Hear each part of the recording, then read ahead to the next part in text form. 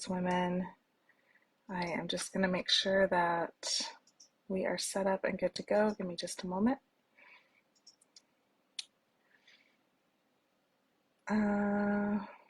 Okay. I hope that you are having an amazing week so far. Make sure I can see comments. When you jump in, let me know in the comments so I can be sure I can see comments as we're moving along. Let's see. My internet connection is not great. Perfect. Okay. Let's see here. Let me check my phone and be sure that the stream is up.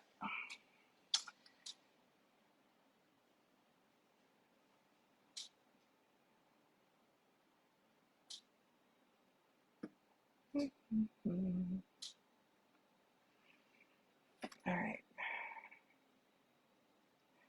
Yes. Okay. We are live. So I am just going to put this here to be sure I can see it.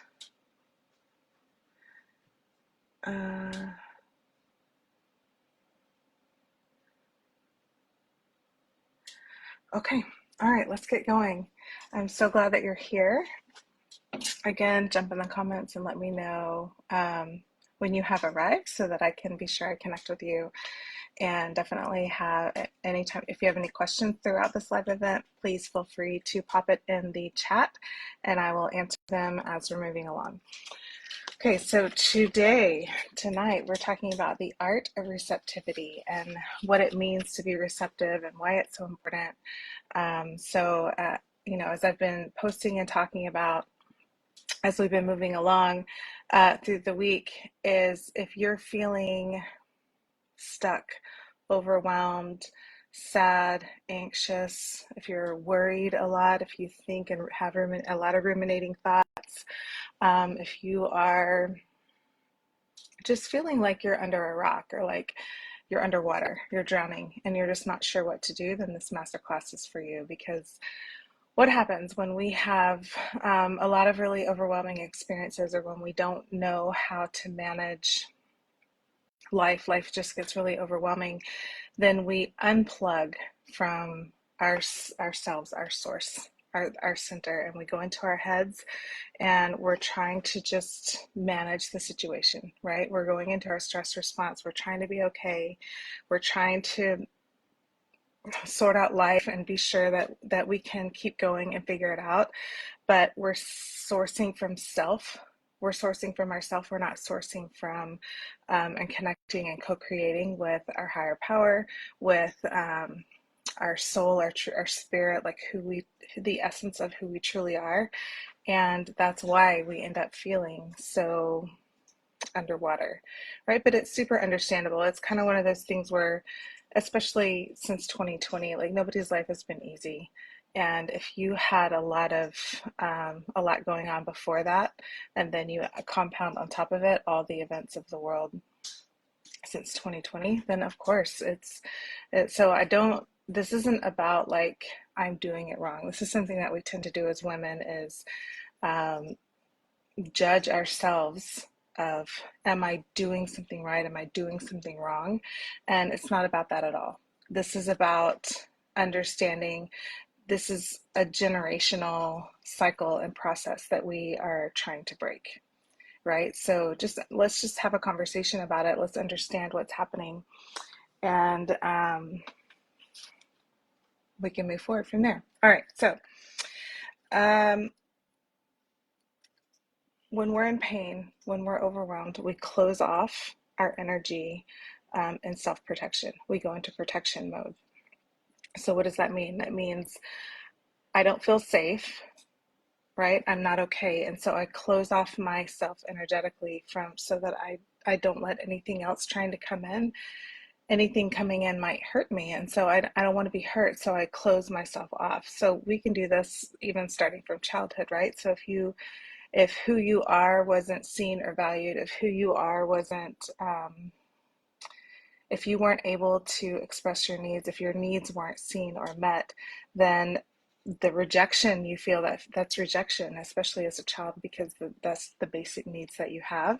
So with the rejection that you feel, you're going to close yourself off in self-protection and just decide. I know for me, I decided for a long time I didn't have needs. I was fully convinced that I had no needs, which is ridiculous now to think about, but that's what I had convinced myself. But it was a self-protection mechanism. But what happens when we close ourselves off and we decide that we don't have needs, we don't have wants, um, we're not available anymore to try and be open to what could come in. We close it in protection, right? But we then self-source all of our needs and all of our wants. So we go into, what can I predict will happen?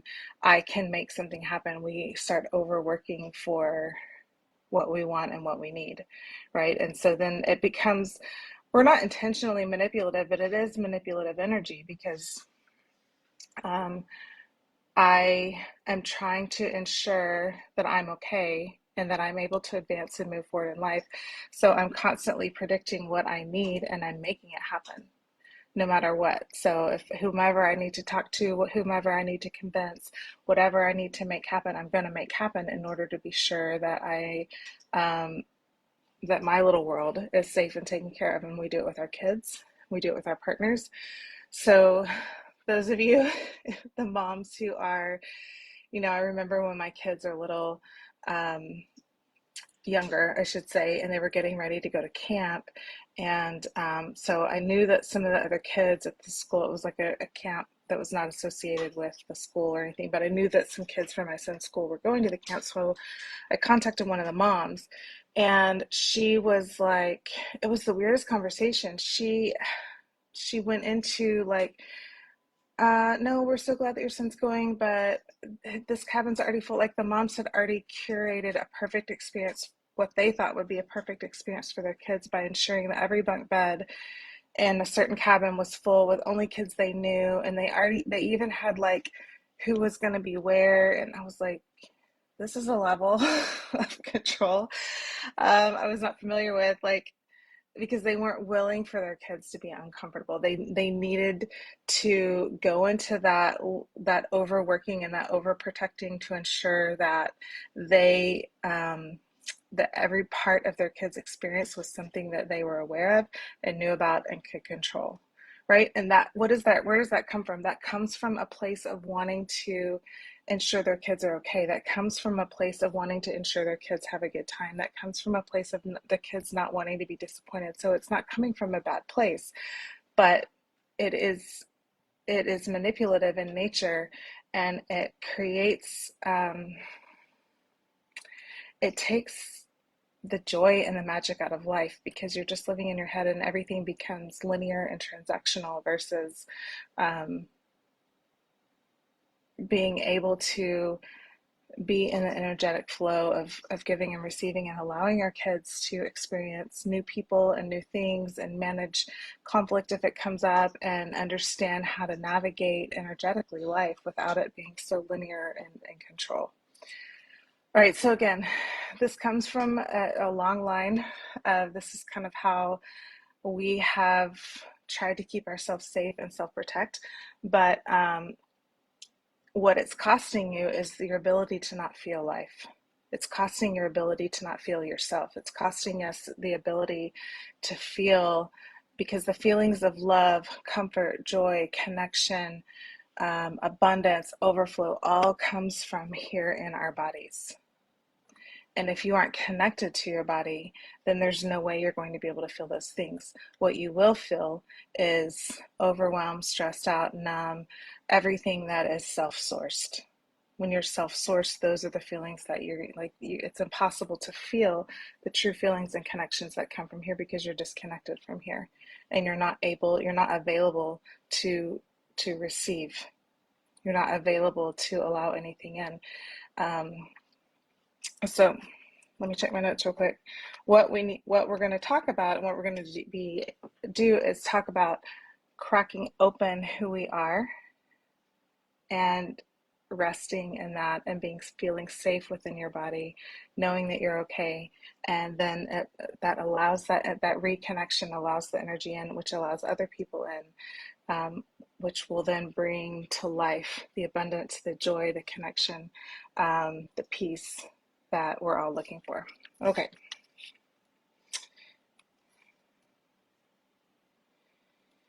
I think the number one thing that women struggle with when I talk about this is they're terrified of feeling pain. They're terrified of feeling disappointment. And I understand that. Nobody likes to feel pain and disappointment, but my answer to that is, are you not already feeling it? If you are stuck in overwhelm, if you're stuck in anxiety, if you're stuck in worry, are you not already disappointed in life? Are you not already disappointed in what the experience that you're having right now? Are you not already feeling pain all day, every day, in anxiety and worry and stress and overwhelm and being numb and not being able to feel it all? Right? So whenever we go into a defensive mode and a self-protective mode, then we're already feeling and experiencing what we're trying to avoid. Like, it's already there. The fact that you're trying to avoid it means that you're feeling it to avoid it. So why don't we just feel the real deal if it comes up, and then all the other times in life we're just enjoying life and we're carefree and able to just connect with ourselves and the people around us. Okay. So let's talk a little bit more about attaching to our minds. Our minds are powerful and creative and are constantly coming up with scenarios and stories about what's happening or what has happened or what is going to happen. Our minds are constantly caught up in where are we at? Where are we going? How are we going to do this? And if we attach to those stories that our minds create, and we stay attached to those stories that our minds create, then we begin to feel emotion based on those stories. So, for example, if you have a story in your head about, I wonder if my husband's going to keep his job. I wonder if it's okay. Like, people are getting laid off. What if my husband gets laid off? What are we going to do? How are we going to manage that? If you're creating the story in your head, then you have an emotional response to that story, right? You're going to then feel anxiety. You're going to feel stressed. You're going to feel overwhelmed because you're stuck in the story of your mind that isn't even real. It's not really happening. Right? And so then our emotional bandwidth, our emotional energy is caught up in those stories, and it's not available to just be present for what's here and now. It's not available to, you're not available to just receive the connection and love and presence of the people in your life because you're in your head stuck in worry and stress about a story that's not real. And again, this is our mind's way of trying to protect us. But if we don't take a step back and create some space between the story and us, then we're just going to keep getting wrapped up in, and so you're emotionally attached to all these stories that aren't real, and you're totally disconnected from life that is real, that's happening right around you right now, right? So our ability to the first step in coming back and being able to receive is just to take a deep breath, see the story, don't judge the story, just see the story, and okay, things are getting stressful at my husband's job. Maybe there's a chance he could be laid off. We're fine right now. Everything's good. I see the story. I see the stress. Allow yourself to just bear witness to the story that your mind created, but don't attach to it and let yourself spin off in it emotionally, right? Talk about it, share it with your spouse, share it with a best friend, process it, but don't allow yourself to get caught up and attached to it. And then you're disconnected from the reality of what's really happening all around you. And you're not able to feel and experience life. And you're definitely not able then to receive any comfort, joy, love, connection, which is what brings us down, right? What keeps us out of our stress response, you're not even available to it. You're because it feels vulnerable, because it feels like you could be disappointed. If you're going to let yourself calm down and just have a connection, then it feels like you're leaving yourself vulnerable to be hurt. But again, being caught up in the story that's not real is creating pain and suffering. You're already hurting yourself just by connecting to the story versus connecting to what's real, right? So receptivity is an experience that we have in our body. It's an experience but it requires us to stay connected to our body versus staying in our mind, stuck in a loop of stories of worry and stress and overwhelm. All right. So what is the story that you tell yourself? Do you tell yourself, I'm always getting screwed over, things never work out for me, he never loved me, I can't trust people, life is hard, money's not available to me, I'm not part of the in crowd? Like, what is the story that you tell yourself that's keeping you stuck in your head and closing off your ability to be receptive to the joys and pleasures of life? Right? And what happens is we believe, we have a story, we're in our head, we have a story that we believe, and then we look for evidence to prove that it's true. Pain is the center of who we are. So if I'm not open and receptive to myself and to the people around me, then the other people that I'm going to attract into my life are also not receptive to themselves. Like, they're in their heads as well. Right? So let me make sure I'm explaining this right. Like, so if I'm stuck in my head and I'm in worry and overwhelm and I want to be sure that I make sure I'm okay, then I'm only going to connect to other people who are also in the same space. Hi, Megan. Then I'm going to connect to other people who are also in the same space, and they also are looking for ways that life is disappointing, and the relationship is transactional because there's no authenticity, because I'm not able to relax and be in my body and just connect, and the other people are not able to do the same thing either. So our relationship is in our head and it's transactional. It has to feel safe for me. So then I'm only going to connect with people who are keeping score, who are ensuring that that we're on the same field and that we're playing it safe, and that if I give you something, they're like, oh, then I need to give her something, then I need to be sure. Like, we're managing these transactional relationships, and they're always disappointing. They're always disappointing because that's not how relationship is designed to work. The energy of giving and receiving is like this cyclical flow, is breathing. It's really honestly as simple as breathing, right? So we receive in, receive it into our bodies, it's connected, and then we breathe out. And when we're able to open up and be open within our body and connect to other people within our body, then the energy is flowing as natural as breathing, and it feels so good and feels so connecting when we're with other people who are also fully engaged in that cycle. And you're not really worried about, because you're able to feel safe in your body and who you are and just be present with yourself and with life.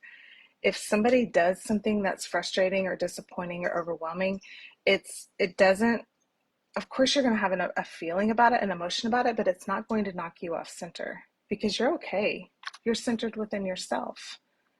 Right? So I think about this in my marriages. So like my first marriage, I was so stuck in my head and so stuck in predictable outcomes and being sure I was safe and taking care of myself and not receiving anything from anybody and feeling guilty if I asked anybody for anything.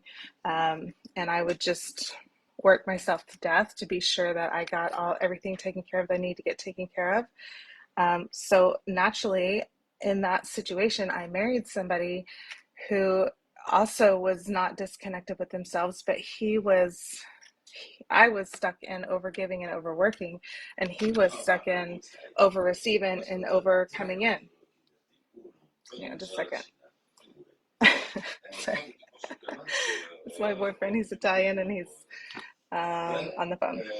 So if we are giving, if we are stuck in giving, then we're going to connect with other people stuck in receiving, who are not interested in really giving, who are not interested in providing. They're only interested in making sure other people can take care of them. It comes from a lack of, like, they can't trust themselves, they don't believe they're capable, and so they connect to other people who are capable. So I was in this marriage where I was over giving, he was over receiving.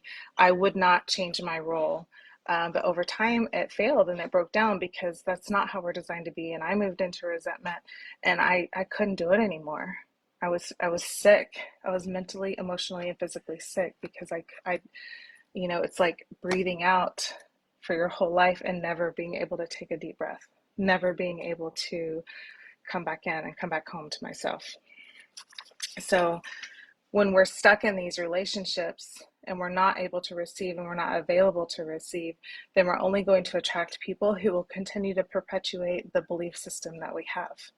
So I believed, based on my experiences, that people are not safe, people are shitty, people are only takers and not givers, and I gotta I gotta take care of myself, I gotta hold my own, I gotta be sure that I'm okay, right? And so I put myself in situations over and over and over and over again where that belief system was true, but it's because I was only available to connect with people who are receiving.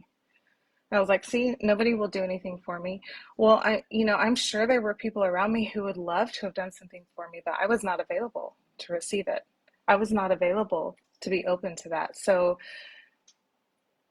it's like, I don't know if, when you're in a situation where you're around people who speak another language, living internationally, I'm in that situation all day, every day. Most of the time, I can't understand any conversations happening around me. There's probably all kinds of interesting things happening around me. There's people having all kinds of conversations, all kinds of business transactions are happening around me, all kinds of fun, interesting conversations are happening around me, but I have no idea what they are. I'm not available to them because I don't even speak that language. I don't understand. So it's not even on my radar of awareness. That's what happens here. When you're closed in self-protection and only willing to give, then there's all kinds of beautiful things happening all around you, but you're not even aware that it exists. Like it's not even in your realm of possibility and option because you're closed. You're not available to receive it, right? It's not anywhere near. Yeah, you're just energetically. It's like you're on the PM frequency and that's an AM frequency. It's there, it's in the air around you, but you have no access to it. You have not even no access to it. You have no awareness that it even exists, but it does exist around you. There's a creative force field and energy all around you at all times that you have access to, that you can tap into, that you can be energized from, that you can source from when you feel alive. So those of you who go to church, like, think about when you're in like worship service and singing in the songs. That to me is when you feel something in your body, right? During those songs, especially the ones that really mean the most to you. So you feel something in your body, you feel this incredible connection, and you feel alive and you feel at peace, and you wish you could take that feeling with you all the time, right? Like, so that's what I'm talking about. You have access to that and availability to that all the time, not just when you're sitting in meditation or listening to a worship song or have these random rare moments where you allow yourself to receive that energy. For whatever reason, we will show up and give ourselves permission for that 10 to 30 minutes once a week to receive. right? I think a lot of people who go to church can relate to that. Or if you're not a church person, but like you meditate, you give yourself that moment, that time to be in receptivity and to receive. And you feel a response in your body. You feel that the tightness loosens up a little bit, and it just feels like a warm hug happening inside your body. You have access to that all the time. That is not something that you only have to experience once a week or once a month or once a quarter or once a decade. Like you can live in that state all the time. All it requires is for you to be receptive to it, for you to be open in your body to be able to receive. But does that mean if somebody does something shitty, is it going to hurt your feelings? And you have to process those feelings? Yes. Yes, it does mean that. But again, because you're connected to who you are and your higher power and that creative energy, that creative force, when somebody does something hurtful to me, it's hard. I cry, I'm upset, I call my girlfriend and bitch or whatever, but it's okay. Like that, I just process the feeling and I move on. You just process what happened and you move on. So sort of back to the marriage situation, when I so needed my ex-husband because I was so unhealthy and in my head, and I so desperately, I was looking outside of myself to complete that energetic circle of giving and receiving because I wasn't able to do it in myself. I wasn't in my body. I wasn't connected to my own feelings. So I needed the codependent relationship that I had to find some form of synthetic safety, to find what I thought that's what I needed to feel complete. I didn't understand that completeness happens within me.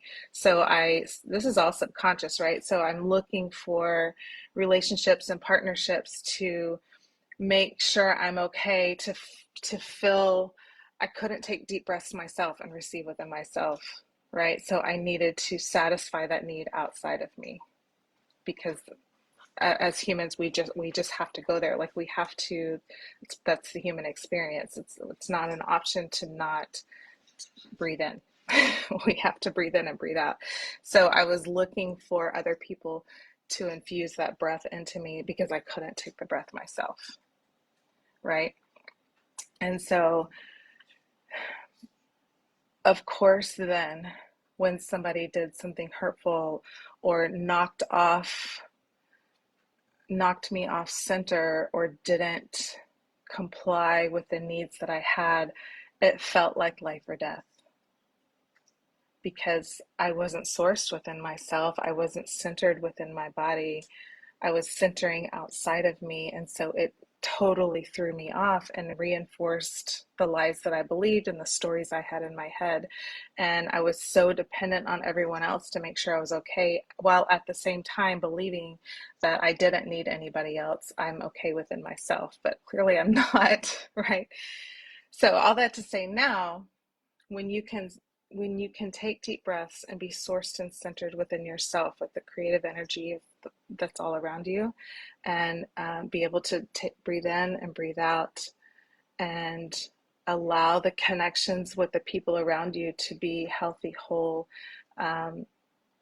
nurturing, but not complete because you're already complete within yourself. It's like this additional resource. So like my relationship with my boyfriend, we have a great time together. I love connecting with him. I need him. I need time with him.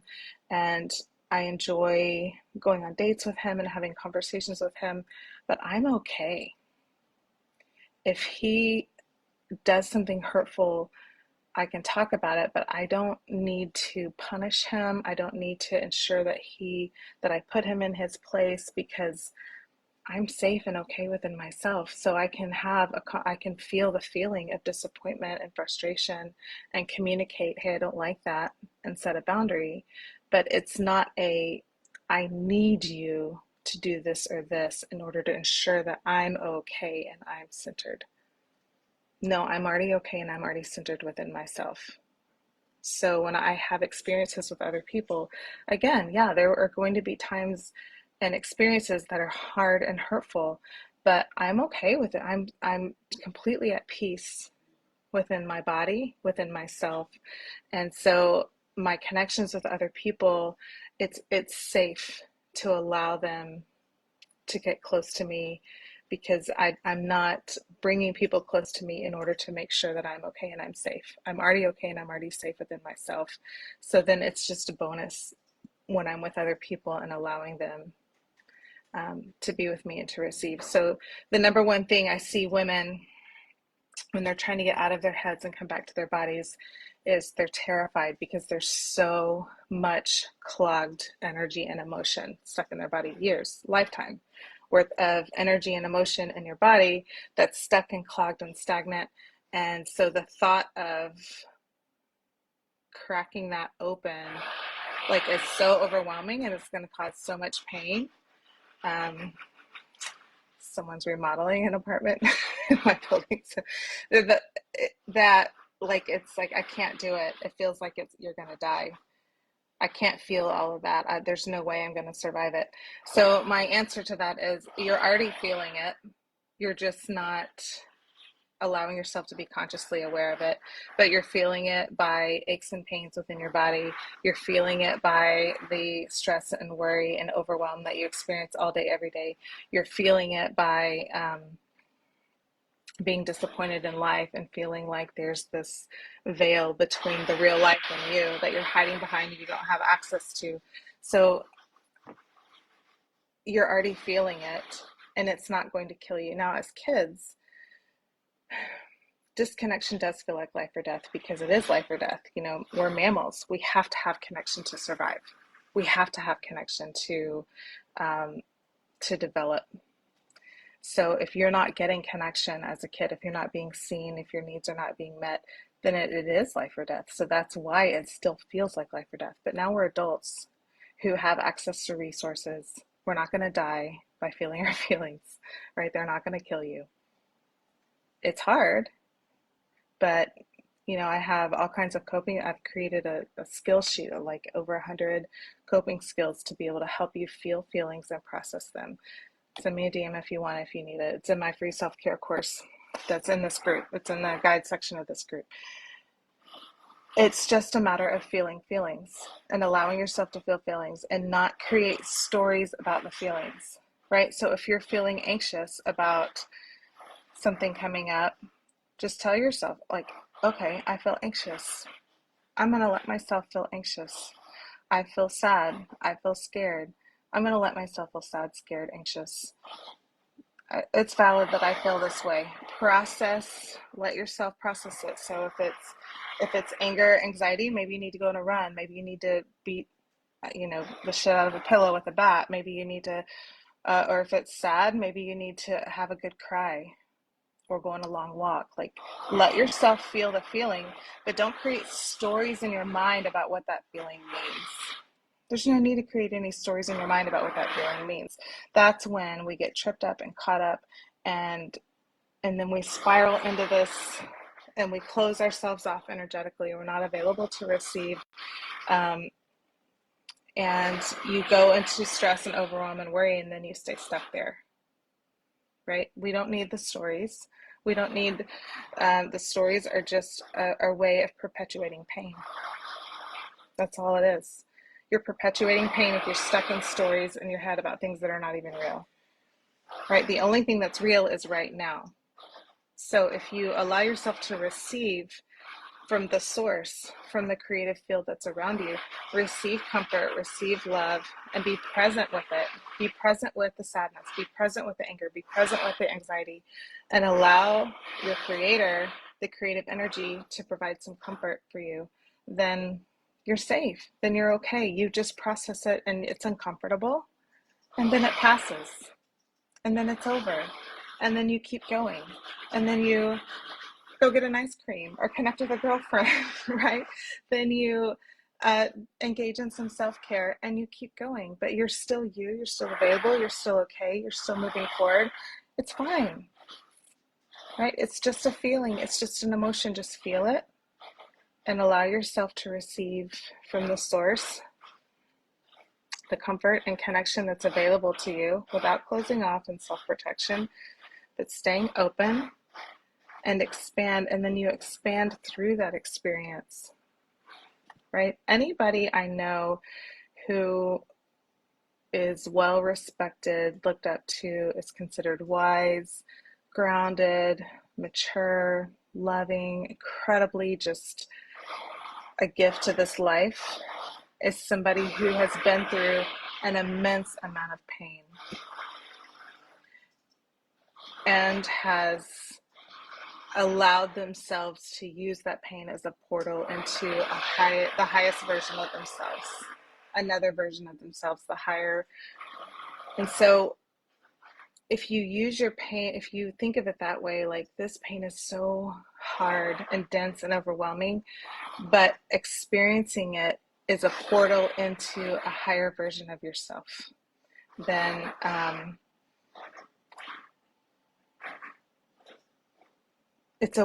that's how we can allow ourselves to continue to stay open and expand rather than closed and small, where life is only as predictable as we can make it, as we can see in our head. You're not open to any magic and miracles. Like it's only what has to be linear and what you can predict.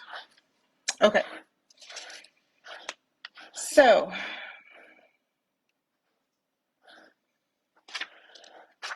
what do we do? Right? Number one is to move out of judgment and into curiosity, to move out of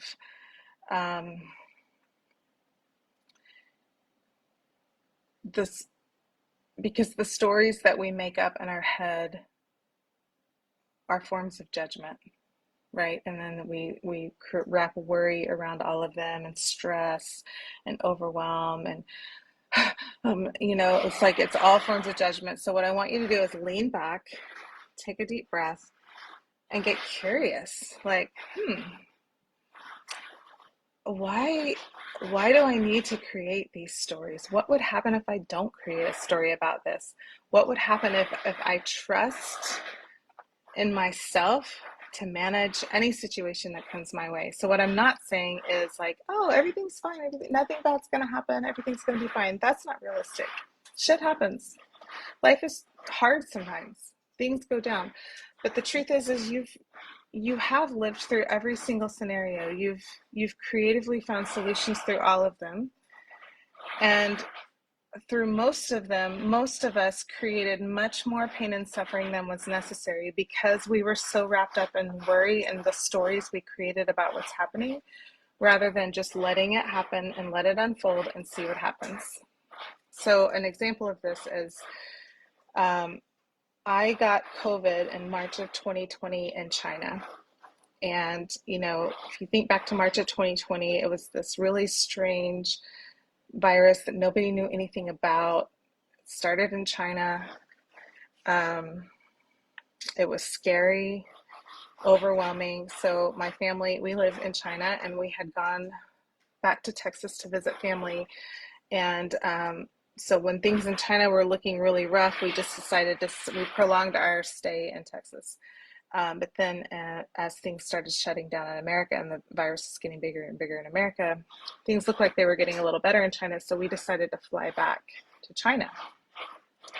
So in the flight back to China, I got COVID, and China managed the situation very intensely. And we're required to quarantine inside of our home for 14 days. We're not allowed to, like, we could open the front door twice, once to set out the trash and once to get like a food delivery. That was it.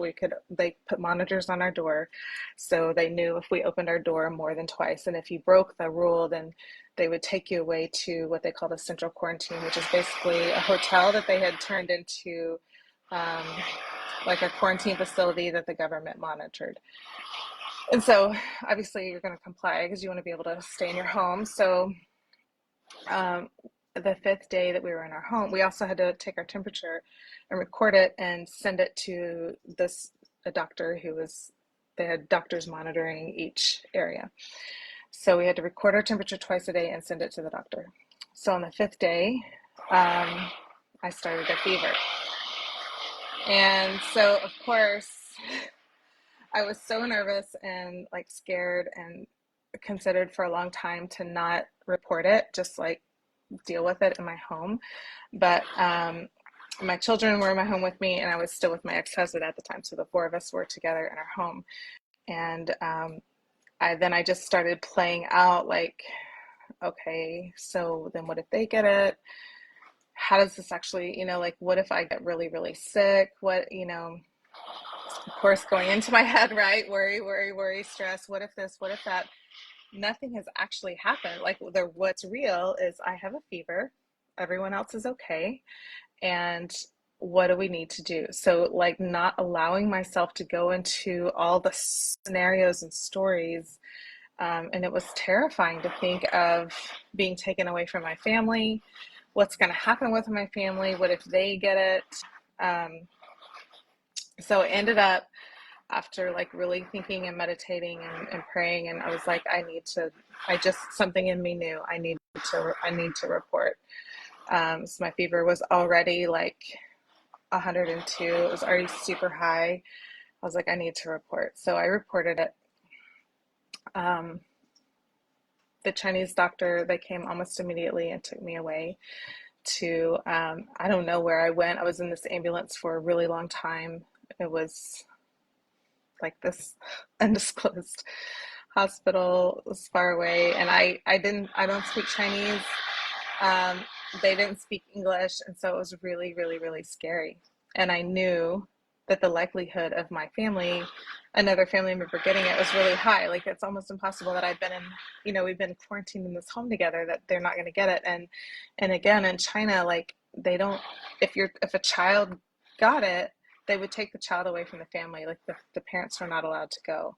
And so I'm terrified that my family's going to get picked apart and my children are going to get taken away. My youngest son, especially at the time, he had a lot of anxiety and was young. He was like a fourth or fifth grader. Fourth grader. So, and I'm like getting more and more and more and more sick. So long story short, I ended up getting very sick, was on oxygen, just having a really hard time. And the rest of my family did not get it. It's a miracle, right? But that whole experience, I remember laying in the bed, just being so consumed with worry and fear that my ex was going to get sick first and be taken away, and then there's nobody to oversee the kids. What's going to happen to the kids? But I couldn't do anything. I was in this hospital in a locked unit with no ability to communicate to the doctors because I couldn't, and sick on oxygen. It was the most overwhelming, terrifying. The only thing I could do was surrender. The only thing I could do was lay there and beg for mercy and ask the Creator to help me. Like, I was forced in that moment to receive. I had no other option. I couldn't control anything. I couldn't do anything. I couldn't overwork to anything. My body was so sick, and I was so overwhelmed with fear that I had to just let it. I had no choice but to receive what a higher power had to offer me. And I received peace and comfort, and I didn't know what the outcome was going to be. I didn't know what was going to happen, but I knew that we were going to walk through it. And I don't even want to say it's going to be okay. I didn't know for sure it was going to be okay, but I knew life would play out, and I could continue to stay connected to that source and receive what I needed moment to moment. And that's all we can do, is live right now in this moment and receive what we need for this moment, right? So if you're living in this moment and you need connection from your higher power, then connect to the higher power. If you need connection to people, then connect to people. But if all we can do is live right now and be in receptivity to what we need right now. And when I'm open and available to receive what I need right now, then I'm able to give appropriately and within the right boundaries and the right context to the people around me and receive connection. And I'm just present with right now. I'm just here and available for right now. It's not about ensuring this or that. I have no idea what's going to happen in the future. I have some goals and ideas and plans and hopes and dreams, of course. And I'm building towards those things. And what can I do now to help me get there? Yes. But I remain open and available to receive anything that comes my way, good or bad, because I know that if it's good, I'm going to be able to celebrate it and enjoy it. And I know that if it's bad, that it will be a portal into more expansion for me. And I can handle it. Whatever it is, I can handle it. And I will be open and receptive in the moment that it's happening to be able to receive what's happening right then. Receive what I need to manage what's happening right then. No matter how devastating it is, I don't need to close off in pain and self-source, because that just perpetuates pain and suffering. It just perpetuates more of the feelings that I don't like and that I don't want. But if I'm in a situation that's really painful and I remain open to receiving the love, comfort, and support that Creator has available to me, then I can manage that moment. I can feel those feelings. I can grieve and process, and then I expand and move on and continue to build the life that I'm meant to live in full receptivity and unguarded openness, right? So that's the goal. All right, I think that is the gist. Let me double check. Yes, I'm sorry about the remodeling happening here in the building. I hope it hasn't been too distracting. But this has the ability to be receptive through the hardships in life has been the game changer for me. It has moved me from being cynical, disconnected, disappointed, depressed, sad, and feeling like I'm drowning, to feeling alive and full of hope and joy and comfort. And like I said, bad things continue to happen. I mean, that is logistically one of the, if not the scariest things that's ever happened to me, is getting taken away, and thinking about and picturing my children being taken away, and I have no control over any of it and can't communicate to anybody, anything that's happening. Traumatizing and terrorizing. But I was able to stay open because I had to be. I'm okay.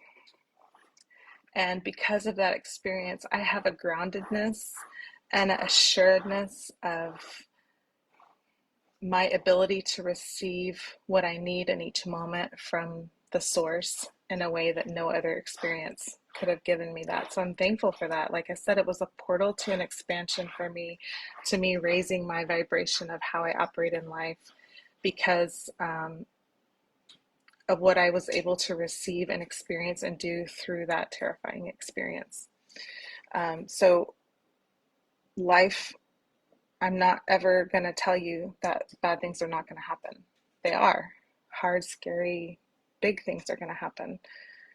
But you do still have a choice to remain receptive and open through those experiences, to feel the feelings of those experiences in real time without creating stories in your mind about what it means, or if God loves you or doesn't love you, or that you're screwed forever, or people suck, or what. Like, we don't have to go into the stories. We can just stay grounded in our body, feel the feelings and the experiences, use it as portals to expansion, and continue forward. And when you're able to do that, then when the fun, awesome, amazing things happen, you're able to celebrate. You're present in real time. You're available to really enjoy those moments. But when we're stuck in our heads and worry, we're not available to enjoy those moments. We're not available to receive. We're just not available. And then we get mad that God doesn't love us, or that why does our life suck and everyone else's doesn't. Well, it sucks because you're in your head and you're not open to receive anything other than what you're worried about, right? Okay. All right, that's it. If you have any questions, please let me know. Feel free to send me a DM. If you've listened to this and you're like, I get it, but I don't even know where to start or don't know how to move through this, move forward. I don't know how to crack myself open. There's too much there. I'm worried about it. I've got you. I will have several options. I have that noise. I have the Courageous Woman membership, which is access to all my digital, like these master classes, but I also have journal prompts, I have guided meditations, I have book recommendations, podcast recommendations, I have emotional regulation for anger, for sadness, for anxiety. It's a huge digital platform that I continue to add to every month. So that is the membership for that is $37 a month. And I actually, I've been talking about raising the price. I actually forgot. I forgot to go in last weekend and change the price. So I'm going to keep it at $37 for until the end of this week. And then I am going to go change it. It's going to go up to $47 a month starting Saturday. So if you want to jump in on the $37 a month, feel free. There's no time commitment. Use it as much as you need it and want it. And then when you don't feel like you need it anymore, you're free to cancel. So that I also have a 90-day transformation program, which is 12 weeks of us really intentional work. I've identified like everything that we need to do to fully move through all of this and come alive. So we meet weekly for 12 weeks and have very targeted things that we do in each of those meetings. And then you have the digital platform to work through, and I kind of tell you what sections to work through each week. So you're welcome to dive into that as much or as little as you want. And so the 90-day is a group experience. So if you join as a group, then you get one session with me one-on-one where we can really do some intentional deep healing together. Or if you do it as an individual option, I have it as an individual option as well. So you would get 12 individual sessions with me, the digital platform, and then also a Slack channel where you and I can communicate as you're learning and growing and have questions. We can just communicate via Slack to ensure that you're able to really infuse what you're learning as you move forward. So I have the membership, I have the group 90-day experience, I have the individual 90-day experience, and I have one other option, which is I call it Slack chats. So let's say like you have something really specific you're walking through right now and you just need help walking through that, then we can do Slack chats for 1 week. And it's basically where you and I have a Slack channel and we're just I'm just coaching you digitally. You can type or do voice text. And then I'll type or do voice text back. We do that for a week. I have a 1 week option and a 1 month option. So the 1 week option is $150. The 1 month option is $500. So you can do that if like if you're just in a season right now where you need support, but you maybe need a little more support than the membership, but you're not quite ready to dive into the commitment of the 90-day experience, then maybe the Slack chat is for you, where we can just connect digitally, talk through some things. I can coach you through what you're walking through, and then you can be on your way. So again, the membership is $37 a month. Slack chats are $150 a week or $500 for the month. And then the 90-day group experience is $2,500 for the 12 group coaching sessions, individual session with me, and access to the digital platform. And you get lifetime access to the digital platform. So you can continue to grow and evolve and change through that, so that if you want to do the experience, then you get that membership access for a lifetime. So anyway, those are the options we have. Thank you so much for connecting with me and tolerating the noise and the distractions. I hope you found this helpful. Feel free to send me any questions. And I will see you next week for Overcoming Betrayal. It's going to be another good one. All right, see you then.